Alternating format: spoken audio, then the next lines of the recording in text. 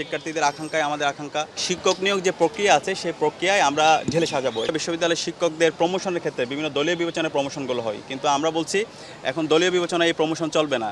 ঐক্যবদ্ধ শিক্ষার্থী জোটের পক্ষ থেকে আমরা প্রতিদিনের মতো আজকেও প্রচারণা শুরু করেছি। আমরা শিক্ষার্থীদের ডোর টু ডোর যাওয়ার চেষ্টা করছি, তাদের আকাঙ্ক্ষার কথাগুলো শোনার চেষ্টা করছি, তাদের প্রত্যাশার কথাগুলো শোনার চেষ্টা করছি।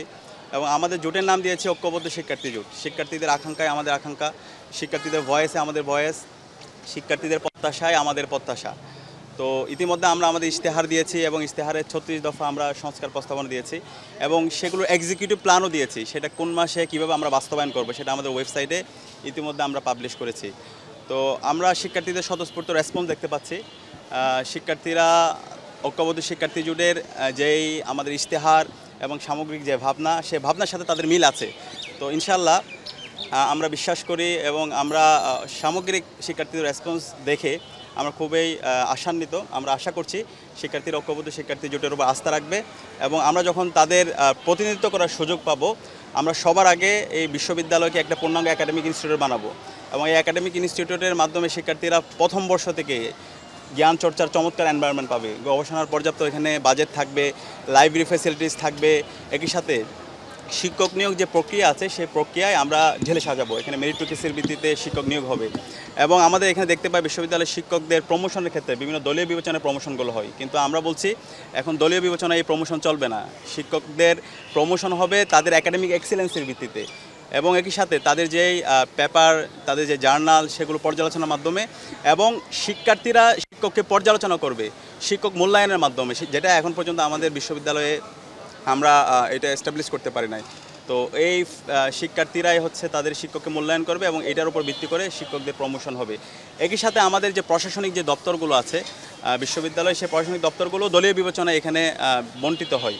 তো আমরা শিক্ষার্থীদের ম্যান্ডেট পেয়ে যখন তাদের প্রতিনিধিত্ব করার সুযোগ পাবো, আমরা এই প্রশাসনিক এই যে হচ্ছে আপনার যে সমস্ত নিয়োগগুলো হবে সেই নিয়োগগুলো অবশ্যই শিক্ষকদের লিডারশিপ কোয়ালিটির উপর ভিত্তি করে এবং শিক্ষার্থীদের যে তারা মূল্যায়ন করবে সে মূল্যায়নের পারফরমেন্সের উপর ভিত্তি করে আমরা ঢেলে সাজাবো। একই সাথে আমাদের যে সংকটগুলো আছে প্রত্যেকটা সংকট নিরসন করার জন্য আমরা আমাদের প্রস্তাবনাগুলো দিয়েছি। বিশেষ করে আবাসন সংকট, সেটা আজকে বিশ্ববিদ্যালয় 100 বছর পার করছে, কিন্তু আমাদের নারীদের জন্য আমরা শতভাগ আবাসন ব্যবস্থা করতে পারিনি। তো সবার আগে আমরা প্রায়োরিটি বেসিসে আমাদের নারীদের জন্য আমরা আবাসন সংকট নিরসনের জন্য কাজ করব। তাদের জন্য হল নির্মাণ করার জন্য এটা দীর্ঘমেয়াদী পরিকল্পনা, সেটা বিশ্ববিদ্যালয় প্রশাসনকে আমরা বাধ্য করব। এর পাশাপাশি আমরা সাময়িক সংকট নিরসন করার জন্য তাদের জন্য হোস্টেল ভাড়া করা এবং একই সাথে তাদের জন্য আবাসন ভাতার ব্যবস্থা করা, সেটা আমরা করব। একই সাথে আমাদের স্বাস্থ্যের অনিরাপত্তা এবং খাদ্যের অনিরাপত্তা সেগুলো দূর করার জন্য আমাদের হলগুলোতে আমরা নিরাপত্তার জন্য অলরেডি আমরা প্রস্তাবনা দিয়েছি। পুষ্টিবিদদের সাথে কথা বলে একটি খাবারের চার্ট তৈরি করা, প্রতি 3 মাস অন্তর অন্তর সেই খাবারের মান যাচাই করা এবং যে সমস্ত শিক্ষার্থীর আর্থিক সংকট আছে তাদের জন্য ভাউচার সিস্টেম মিল চালু করা এবং স্বাস্থ্য সুরক্ষার জন্য আমাদের ঢাকা বিশ্ববিদ্যালয় মেডিকেল সেন্টার সেটাকে আধুনিকায়ন করা। একই সাথে আমাদের যে প্রাইভেট মেডিকেলগুলো আছে সেগুলোর সাথে আমরা এমওইউ স্বাক্ষর করেছি। আমরা এবং ঢাকা বিশ্ববিদ্যালয়ের পরিবারের যত সদস্য আছে সবাই তাদের আইডি কার্ডের মাধ্যমে এই প্রাইভেট মেডিকেলের সাথে যে কোনো ধরনের ট্রিটমেন্ট তারা সুলভ মূল্যে ট্রিটমেন্ট পাবে। তো আচ্ছা, সব মিলিয়ে আমরা নির্বাচন কমিশনের অ্যাক্টিভিটি দেখে আমরা খুবই আশঙ্কিত, কারণ আমরা এখন পর্যন্ত যতগুলো অভিযোগ করেছি কোনো অভিযোগেই ওনারা সুস্থ তদন্ত করতে পারেননি এবং আমাদেরকে কোনো ফিডব্যাকও জানাননি। আপনারা জানেন যেদিন থেকে প্রচারণা শুরু হয়েছিল সেদিন আমাদের একজন নারী প্রার্থী সাবিকুন নাহার তামান্নার ছবি বিকৃত করা হয়েছে। আমরা লিখিত অভিযোগ দিয়েছিলাম, এখন পর্যন্ত তারা ব্যবস্থা নিতে পারেনি। এরপরে হচ্ছে আমাদের অনেক নারী প্রার্থীদের ক্রমাগত সাইবার বুলিং করা হচ্ছে, স্ল্যাশ শেমিং করা হচ্ছে এবং সেগুলো আমরা লিখিত অভিযোগ দিয়েছি। এখন পর্যন্ত তার কোনো ব্যবস্থা গ্রহণ করতে পারেনি।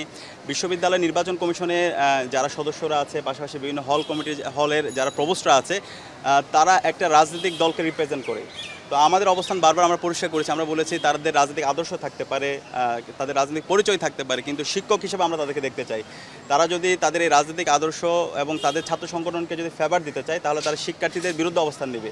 তো আমরা এই ডাকসু নির্বাচনে চাই না শিক্ষক বনাম ছাত্র এই ধরনের কোনো একটা অবস্থান তৈরি হোক এবং আমরা তার প্রতিচ্ছবি এখন পর্যন্ত দেখতে পেয়েছি। আমরা দেখতে পেয়েছি একটা সংগঠনকে বেশি ফেভার দেওয়ার জন্য একদিন বাড়ানো হয়েছিল কারোর সাথে আলাপ না করে, এবং একই সাথে এটাও দেখতে পেয়েছি আমাদের বিশ্ববিদ্যালয় টিএসসি এবং হচ্ছে আরও বিভিন্ন জায়গায় আপনারা জানেন তাদের দলীয় কার্যালয়ের মতো তাদের যে প্রচারণা মেটেরিয়ালসগুলো আছে সেগুলোকে তারা রেখেছে। তো এবং এই বিশ্ববিদ্যালয়ের প্রশাসন সেটার মনসম্মতি আমরা দেখতে পেয়েছি। তো এই অবস্থা যদি হয়, তারা যদি কোনো বিচার করতে না পারে এবং কোনো তদন্ত যদি ঠিকমতো করতে না পারে এবং একপাক্ষিকভাবে অপেশাদারিত্ব যদি তারা আচরণ করে এবং গায়েবী বারবার নোটিশগুলো দেয়, তাহলে একটি ফ্রি ফেয়ার ক্রেডিবল ইলেকশন তারা কতটুকু বাস্তবায়ন করতে পারবে সেটা নিয়ে আমরা আশঙ্কা অনুভব করছি। তো সেই জায়গা থেকে আমরা বারবার ওনাদেরকে বলেছি, আমাদের আশঙ্কাগুলো আমরা বারবার জানিয়েছি এবং একই সাথে আমরা এটাও আশঙ্কা জানিয়েছিলাম এবার সর্বোচ্চ সংখ্যক ভোটার এবং যে পরিমাণ নির্বাচন সেন্টার আছে, মাত্র 8টা সেন্টার। তো সেই 8টা সেন্টারে শিক্ষার্থীরা কতটুকু ফ্রেন্ডলি এনভায়রনমেন্টে তারা ভোট দিতে পারবে সেটা নিয়ে আমরা আশঙ্কা অনুভব করছি। একটা সেন্টারে প্রায় 5,000-6,000 ভোটার। তো ওই এলাকায় যে পরিমাণ কনজেস্ট, আমি যদি আরও স্পেসিফিকলি বলি, আমাদের শহীদুল্লাহ হল, FH হল, 21 হল, এই 3টা হলকে দেওয়া হয়েছে কার্জনে। একই সাথে আবার ওখানে সুফিয়া কামাল হলকেও দেওয়া হয়েছে। প্রায় 10,000-এর মতো ভোটার কার্জন হল এরিয়ায়। তো কার্জন হল এরিয়ায় যদি 10,000 ভোটার এবং একজন প্রার্থীকে 41টা ভোট দিতে হবে, তো সেই সময়, পর্যাপ্ত সময় এবং যে স্পেস, সে স্পেসে ভোটাররা কতটুকু স্বস্তির সাথে ভোট দিতে পারবে সেটা নিয়ে আমরা আশঙ্কা অনুভব করছি। তো সেই জায়গা থেকে আমরা বলেছিলাম ভোটার কেন্দ্র আরও বাড়ানোর জন্য এবং এর সাথে হচ্ছে এখানে যদি হচ্ছে সবচেয়ে ভালো হয় আমাদের যারা নারী প্রার্থী আছে তাদের জন্য আরও ফ্রেন্ডলি এনভায়রনমেন্ট ইনশিওর করা। আমাদের মৈত্রী হল এবং বঙ্গমাতা হল, তারা ঢাকা বিশ্ববিদ্যালয় ক্লাবে এসে তাদেরকে ভোট দিতে হবে ক্যাম্পাসের থেকে অনেক দূরে। তো তাদের যদি সমাজ কল্যাণ অনুষদ যেটা আছে, সমাজ কল্যাণ ওইখানে ইনস্টিটিউটে যদি তাদের জন্য ভোটের ব্যবস্থা করা হতো তাহলে সবচেয়ে ভালো হতো। সেই কনসার্নটা আমরা জানিয়েছিলাম। তো আমরা যতগুলো কনসার্ন জানিয়েছি কোনো কনসার্নাই তারা নেননি এবং আমরা যতগুলো অভিযোগ দিয়েছি সেই অভিযোগে তারা কোনো বিচার করতে পারেননি। তো এই অবস্থায় তারা কতটুকু ফ্রি ফেয়ার এবং ক্রেডিবল ইলেকশন করতে পারবে সেটা নিয়ে আমরা আশঙ্কা অনুভব করছি।